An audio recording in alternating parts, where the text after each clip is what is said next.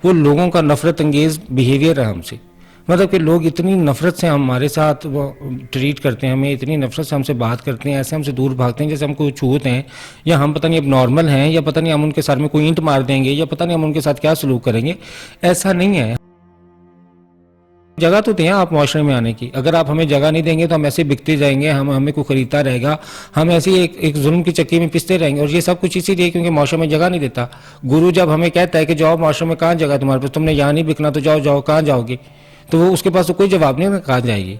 वो क्या बताएगी मैं कहाँ जाऊँगी? तो वो कहती जी मैं तो कहीं भी नहीं जाऊँगी। तो वो कहेगी फिर जाओ अगले घर जाओ, बिको फिर जाओ। हम बिल्कुल भी इज्जतों के लुटेरे नहीं, अल्लाह माफ़ करे कि लोगों को ये डरो कि ये इज्जतें लूट लेते हैं। ऐसा कुछ भी नहीं होता। हम नहीं लूटते, हमारी लोगों ने लूटी हैं। हमने तो आज तक नहीं लूटी किसी की। इसमें गलती ये है कि जब आप एक ऐसा बच्चा देखते हैं जो मुख्तलिफ है तो उसको इतना जलील ना किया जाए कि उसके पास कोई राह ना बचे। मतलब कि अब मेरा भाई अगर घर आके मुझे कहे कि भाई मैं इसकी वजह से दोस्तों में नहीं खेल सकता, मैं दोस्तों में जाता हूँ तो मुझे लड़के मजाक करते हैं कि तुम्हारा भाई खुश रहा है। अगर मेरा बाप मुझे आके कहे कि मैं बाहर मस्जिद में जाता हूँ तो हर कोई मुझसे सवाल पूछता है आके कि यार तुम्हारा बेटा खुश रहा है, तो बताए मेरे दिल पे फिर क्या गुजरेगी? मैं घर बैठी जो सुन रही हूँ ये सारी बातें अपने बाप की, अपने भाई की, अपनी माँ की, हर किसी की, और फिर वो आके वो बातें सुन के मुझ पर तशद्दुद करने लड़का बनने के लिए, तो फिर मैं क्या करती? और ठीक है ना, मुझे राय फरार इख्तियार करना ही था। मैं राय फरार ना भी इख्तियार करती तो एटलीस्ट उन्होंने मुझे घर से निकालने थे इज्जत के मारे। तो जब हम उस स्टेज पे, घर तो गुरु ने वो जिंदगी गुजारी, गुरु को पता है कि इस स्टेज पे आके ये या तो घर से भाग जाएगी या ये घर से निकाली जाएगी। तो वो जब घर से निकाली जाती है या भाग जाती है तो वहां पे उसको गुरु पकड़ लेती है, वो गुरु उसको फिर डेरे पे ले जाती है। मेहरबानी हमें इस मुआशरे में जगह दें और हमें आने दें। हम इतने भी यार, इतना भी कोई इतना बड़ा कोई बुरे लोग भी हम लोग नहीं हैं। अस्सलाम वालेकुम नाज़रीन, मैं हूं आपका मेज़बान हुसनैन। आप देख रहे हैं पाकिस्तान। नाज़रीन, इस वक्त मेरे साथ मौजूद हैं जूली, जिन्हें कुछ अर्सा कबल गिरफ्तार किया गया। अब दोबारा इन्हें कत्ल की धमकियां मिल रही हैं। इनसे बात करते हैं, इनसे पूछते हैं कि आखिर क्या वजह है जूली, पहले आप गिरफ्तार हुई और अब दोबारा आपको कत्ल की धमकियां मिल रही हैं। इसकी मेन वजह क्या है, क्यों आपको कत्ल की धमकियां दी जा रही हैं? देखिए, आपको जैसे कि मैं पहले भी बाज़ दफ़ा आवाज़ उठा चुकी हूँ, हर प्लेटफॉर्म पे आवाज़ उठा चुकी हूँ कि ट्रांसजेंडर कम्युनिटी के अंदर एक माफिया एग्जिस्ट करता है। वो माफिया जो ट्रांसजेंडर्स को इस्तेमाल करता है स्लेवरी के लिए, ह्यूमन ट्रैफिकिंग के लिए। और आपको पता है ये नाच गाने का फंक्शन जो होता है, तो ये सारा जो सोर्स ऑफ इनकम है गुरु का, वो चेले ही हैं। वो चेलों को रख के कमाता है, हम सब ये बात जानते हैं। तो गुरु को किसने हक दिया चेलों को रख के, मतलब इस एक्सप्लॉइट करने का, उन्हें कमाने का? और बाद में ये जो ह्यूमन ट्रैफिकिंग है, ये जो बार बार इनके रेट लगा के इनको बेचा खरीदा जाता है। जैसे कि भी आप जानते हैं कि भी रिसेंटली 3 ट्रांसजेंडर्स को 8 लाख का बेच रहे हैं। और 8 लाख का बेचने पे जब मैंने आवाज़ उठाने की कोशिश की कि भाई ये गैर इंसानी है और आप कैसे इंसान को बेच सकते हैं, तो उस पर फिर मुझे दोबारा से वो हरासा करना शुरू हो गए और धमकियाँ देना शुरू हो गए। क्योंकि आपको पता है ये 8 लाख रुपया 3 का मांग रहे हैं। और अगर इस तरह से आप सोचें कि ये रोज़ इस तरह बेचते और ख़रीदते हैं तो ये कितना पैसा कमाते होंगे। मतलब इंसानी ख़रीदो फरोख्त करके ये पैसा कमाया जा रहा है और इनका कोई पुरसाने हाल नहीं है। और ट्रांसजेंडर्स के पास कोई राय फ़रार भी नहीं है कि जिसका 8 लाख मांगा जा रहा है वो कहाँ पर जाए, वो कहाँ जाके फ़रार हासिल करे। और जो फ़रार हासिल करने की कोशिश करती है उसके साथ कैसा सलूक होता है वो आप बेहतर जानते हैं। तो इसलिए अब वो दोबारा से मुझे बैक ऑफ होने के लिए कह रहे हैं कि भी तुम इस मामले में ना पड़ो और इस मामले से पीछे रहो। अच्छा, आपको कत्ल की धमकियां दी जा रही हैं, आपको ये भी कहा जा रहा है कि जाओ पुलिस के पास, हम भी पुलिस के पास जाएंगे, देख लेंगे पुलिस क्या करती है क्या नहीं करती। इतने इतने बड़े बयान दे रहे हैं, अदारे हमारे पास हैं। तो क्या समझती हैं, क्यों इस तरह इतनी बड़ी स्टेटमेंट वो कैसे दे सकती हैं? देखिए, अगर कोई इंसान पब्लिकली इतनी बड़ी स्टेटमेंट दे रहा है तो ऑब्वियसली उसके पास कोई रिसोर्सेज हैं, तो वो ये स्टेटमेंट दे रहा है। आप देखें कि अल्हम्दुलिल्लाह अल्लाह ने मुझे नाम और शोहरत भी दिया है, लेकिन इसके बावजूद भी मेरे पास इतना इख्तियार नहीं है कि मैं इतनी बड़ी स्टेटमेंट दे सकूँ और मैं किसी को इतना बड़ा इस तरह से चैलेंज कर दूँ कि भाई मैं बेचूंगी भी और मैं ख़रीदूँगी भी और तुम जाओ जाके पुलिस में चली जाओ, जहाँ मर्जी हम देख लेंगे तुम क्या करोगी।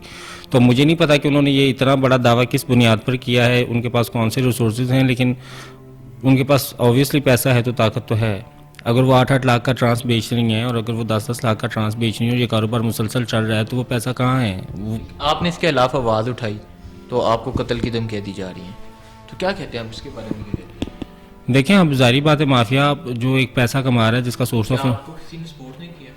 सपोर्ट बिल्कुल आवाम सपोर्ट कर रही है। मैं पहले भी जब जेल में गई थी तो पब्लिक मेरे पीछे अल्हम्दुलिल्लाह खड़ी हुई, लोग मेरे पीछे खड़े हुए सपोर्ट करने के लिए। जस्टिस फॉर जूली का एक हैशटैग बना, एक ट्रेंड बना, तो अल्हम्दुलिल्लाह आवाम की सपोर्ट है और इदारों की भी सपोर्ट है। हमें ट्रांसजेंडर प्रोटेक्शन एक्ट दिया गया है जिसमें हमारी सेल्फ परसीव्ड आइडेंटिटी को एक्नॉलेज किया गया है, जिसमें हमारे राइट्स को एक्नॉलेज किया गया है। तो कोई वजह नहीं बनती बेचने खरीदने की, कोई वजह नहीं बनती गुरु को कहने की कि भाई ये सरपरस्त है।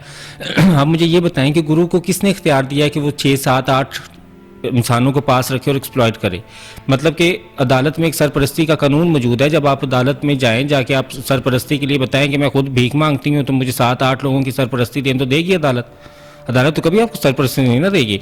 तो ये किस बुनियाद पर खुद भी भीख मांगती हैं? ये मतलब कि सरेआम दावा कर देंगे भाई हम तो भीख ही मांगते हैं, आगे मेरे पास तो और कुछ शोभा नहीं था, तो मेरे चेले भी आगे भीख ही मांगते हैं, मेरे पास तो नाचने के अलावा शोभा नहीं था। आप देखेंगे जो उसके अपनी फैमिली के बच्चे हैं, जो उसके भाई के, चाचा के, ताया के बच्चे हैं, वो तो नहीं उस सिलसिले में आ रहे।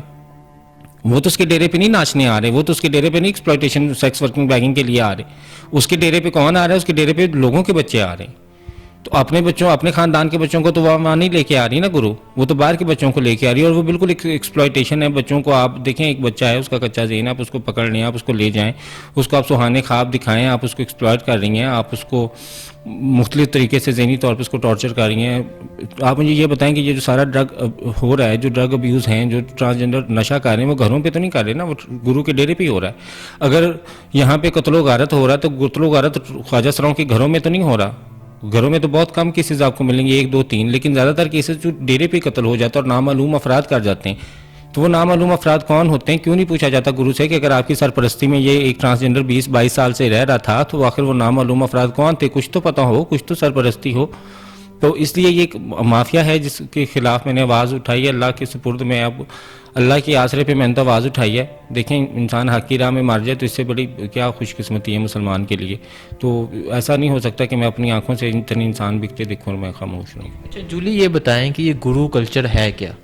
एक आम इंसान को तो नहीं पता गुरु कल्चर क्या होता है, तो आप बताएं ये क्या है गुरु कल्चर? देखें, ये गुरु कल्चर एक कम्युनिटी के अंदर शुरू से गुरु चलता आ रहा है। ये गुरु कल्चर जो है ना, इसकी जो जड़ है ये तब से जब बरे सगीर एक था। जब बरे सगीर एक था तो वहाँ पे गुरु चेला सिस्टम चलता था, क्योंकि हिंदुस्तान में आप देखें जो हमारा हमसाया मुल्क है, वहाँ पे गुरु चेला सिस्टम ट्रांसजेंडर के अंदर है, क्योंकि उनके अंदर मजहबी तौर पर वो उनकी इबादत करते हैं, नौज़बिल्ला। मतलब कि वो उसको देवी मानते हैं और वो जाके कुर्बानी देती है। फिर वो, हाँ, वो गुरु जो होती है वो दरबार पे जाके कोई जो है वो देती है, लोग उसको मतलब कि देवी का दर्जा देते हैं उस ट्रांसजेंडर को। तो उनके तो मज़हब में वो चीज़ है, उनके मज़हब की वजह से फिर वो गद्दी चलती है कि वो गुरु उस दरबार पे बैठती है, उस मंदिर पे बैठती है, फिर वो बाद में चेले बनाती है, फिर उस चेले को उस गद्दी पे छोड़ जाती है। तो वो तो उनके मज़हब में चीज़ है। लेकिन हम अल्हम्दुलिल्लाह हम लोग मुसलमान हैं। हमारे यहाँ पाकिस्तान में ज़्यादातर अक्सरियत जो है वो मुसलमान ख्वाजा सराओं की, गैर मुस्लिम ख्वाजा सरा भी मौजूद हैं। तो सबके अपना अपना एक कल्चर और ट्रेडिशन है।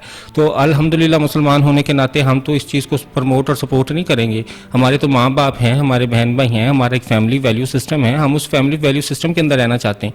हम उसी घर के अंदर रहना चाहते हैं जहाँ पे हमारे बहन भाई माँ बाप रह रहे, क्योंकि वहाँ पे मुझे अच्छी तरबियत मिलेगी ना। मेरे घर से ज़्यादा महफूज जगह तो कोई नहीं है। जो दर्द मेरे माँ बाप को या मेरे बहन भाई को मेरा है, वो किसी पराये को तो नहीं हो सकता। आप कैसे ये तवक्को कर सकते हैं कि किसी तीसरे को आपको उतना ही दर्द हो जितना आपके माँ बाप को है? तो हमारे लिए भी वो तवक्को ना की जाए। हमारे गुरु को हमारा कोई दर्द नहीं है। गुरु को किस चीज़ का दर्द है? दर्द तो माँ बाप को है जिन्होंने पैदा किया। गुरु के लिए तो हम सिर्फ एक कमाई का जरिया है बस। और हम सब जानते हैं गुरु कहाँ से कमाता है। क्या जवाब नहीं पता माशरे को इस बात? जब एक ख्वाजा सरा पैदा होता है तो माँ बाप उसे दे आते हैं। नहीं, ये सब ठीक बात है। माँ बाप उसे बिल्कुल नहीं दे के आते। ख्वाजा सरा पैदा होता है, वो अपने घर में ही रहता है, वो अपने घर में ही पलता पड़ता है, लेकिन एक्स्ट्रा तशद्दुद की वजह से वो घर से भाग जाता है। जब माँ बाप बहन भाई दिन रात उस पर तशद्दुद करते हैं लड़का बनने के लिए, जब उसको हर जगह पे मोहल्ले में एक्सप्लॉइट किया जाता है, उसके हर तरफ मजाक बनाया जाता है, तो वो राय फरार इख्तियार करता है वहाँ से। माशरे की इसमें क्या गलती है? मुआशरे की इसमें गलती ये है कि जब आप एक ऐसा बच्चा देखते हैं जो मुख्तलिफ है, तो उसको इतना जलील ना किया जाए कि उसके पास कोई राह ना बचे। मतलब कि अब मेरा भाई अगर घर आके मुझे कहे कि भाई मैं इसकी वजह से दोस्तों में नहीं खेल सकता, मैं दोस्तों में जाता हूँ तो मुझे लड़के मजाक करते हैं कि तुम्हारा भाई खुश रहा है।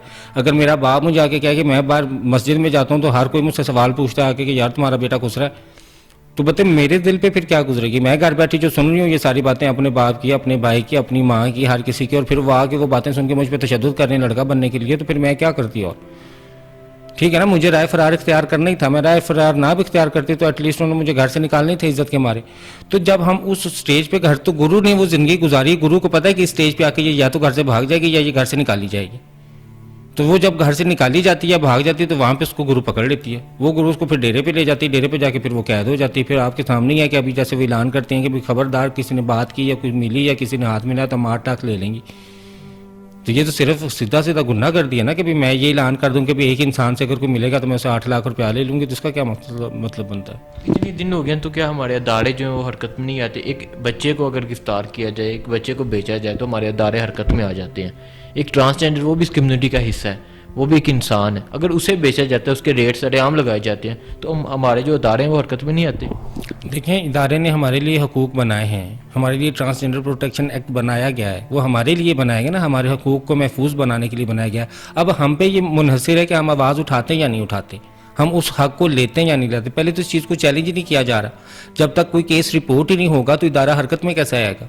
तो पहले तो केस का रिपोर्ट होना ज़रूरी है ना। तो केस रिपोर्ट ही नहीं होता तो किसी को आवाज़ उठानी थी। अब इंशाल्लाह मैंने ये आवाज़ उठाई है तो आगे ये आवाज़ बढ़ती जाएगी, ये आवाज़ आगे चलती जाएगी और आहिस्ता आहिस्ता फिर लोगों को ये पता चलना शुरू हो जाएगा और इदारों तक जब रिपोर्ट्स जाएगी तो फिर ऑब्वियसली एक्शन तो लेंगे वो। ट्रांसजेंडर को इस मुल्क में, इस दुनिया में क्या मुश्किलें, क्या मुसीबतें झेलनी पड़ती हैं? देखिए, मुश्किलें और मुसीबतें जो है ना वो हर इंसान की इनफरादी और पर्सनल होती हैं। हर इंसान को इंडिविजुअल हालात दिए जाते हैं जीने के लिए और मुश्किलात होती हैं, लेकिन जो हम सबको एक जो मखसूस मुश्किल जो आप कह सकते हैं, जो मुश्तरका मुश्किल हम ख्वाजा सराओं की है, वो लोगों का नफ़रत अंगेज़ बिहेवियर है हमसे। मतलब कि लोग इतनी नफ़रत से हमारे साथ ट्रीट करते हैं, हमें इतनी नफ़रत से हमसे बात करते हैं, ऐसे हमसे दूर भागते हैं जैसे हम कोई छूत हैं, या हम पता नहीं अब नॉर्मल हैं, या पता नहीं हम उनके सर में कोई ईंट मार देंगे, या पता नहीं हम उनके साथ क्या सलूक करेंगे। ऐसा नहीं है। हमें जगह तो दें आप माशरे में आने की। अगर आप हमें जगह नहीं देंगे तो हम ऐसे बिकते जाएंगे, हमें कोई खरीदता रहेगा, हम ऐसे ही एक जुल्म की चक्की में पिसते रहेंगे। और ये सब कुछ इसीलिए क्योंकि माशरे में जगह नहीं देता। गुरु जब हमें कहता है कि जाओ माशरे में, कहाँ जगह तुम्हारे पास, तुमने यहाँ नहीं बिकना तो जाओ, कहाँ जाओगे? तो वो उसके पास तो कोई जवाब नहीं है, कहाँ जाएगी? वो क्या बताए कि मैं कहाँ जाऊंगी? तो वो कहती जी मैं तो कहीं भी नहीं जाऊंगी। तो वो कहेगी फिर जाओ, अगले घर जाओ, बिको, फिर जाओ। हाँ, तो जब मुआशरा जगह देगा, जब उसके पास ये एतमाद होगा कि भाई मैं जाऊंगी, मैं जाके कहीं अपनी जगह सेटल करूंगी, मैं कहीं नौकरी लूंगी, मैं जाके कहीं को घर ले लूंगी किराए पे, मैं रहना शुरू कर दूंगी, जब उसके पास ये एतमाद होगा तो फिर हालात बदलना शुरू हो जाएंगे। तो मुआशरे का जगह देना बड़ा ज़रूरी है। देखिए, अगर आप इतने बुरे से बुरे इंसान को जगह दे सकते हैं इस मुआशरे में, तो हमें क्यों नहीं दे सकते? हम बिल्कुल भी इज़्ज़तों के लुटेरे नहीं, अल्लाह माफ़ करे कि लोगों को ये डरो कि ये इज़्ज़तें लूट लेते हैं। ऐसा कुछ भी नहीं होता। हम नहीं लूटते, हमारी लोगों ने लूटी हैं। हमने तो आज तक नहीं लूटी किसी की। जो देखने वाले उन्हें क्या पैगाम देना चाहिए? मैं देखने वालों को यही पैगाम दूंगी कि देखें, आप सब लोगों को ये पता है कि जो गुरु होता है वो सरपरस्त नहीं होता। अगर आप लोगों के ज़हन में ये गलत फहमी है कि गुरु इनको दरबार से उठा के ले आता है, गुरु इनको कहीं, कुछ भी नहीं होता। हम एक फैमिली में ही पैदा होते हैं, एक घर में पैदा होते हैं, घर में उधर से बदनामी के डर से हम निकाल दिया जाता है या हम निकल जाते हैं और उसके बाद हम गुरु के हत्थे चढ़ जाते हैं। गुरु हमारा सरपरस्त नहीं है। गुरु हमें नहीं पता कौन है, हमें तो गुरु का बैकग्राउंड भी नहीं पता कि ये कौन है, ये कहाँ से आया है, इसका क्या नाम अता पता है, इसका फैमिली बैकग्राउंड क्या है। तो इसलिए ये मत, कोई भी आपके घर में गुरु आए तो आप समझें कि भाई ये बिल्कुल गुरु जो है वो इसका सरपरस्त है। गुरु सरपरस्त बिल्कुल नहीं है। आप ये देख सकते हैं, कई वीडियोस मैंने अपने फेसबुक पे अपलोड की हुई हैं जहाँ पे आप देखें कि ये गुरु क्या सलूक करते हैं और कोई अपने माँ बाप के सिवा कोई सका नहीं है। अगर ऐसे माँ बाप के सिवा सके होते तो यतीमी इकताना ना होता। तो इसलिए आप लोगों की मेहरबानी, हमें इस मुआशरे में जगह दें और हमें आने दें। हम इतने भी यार, इतना भी कोई इतना बड़ा कोई बुरे लोग भी हम लोग नहीं हैं। जगह देंगे तो अच्छे लोगों में जगह देंगे तो अच्छे हो ही जाएंगे हम लोग। जी नाज़रीन, इसी के साथ मुझे इजाज़त दें। अल्लाह हाफिज़।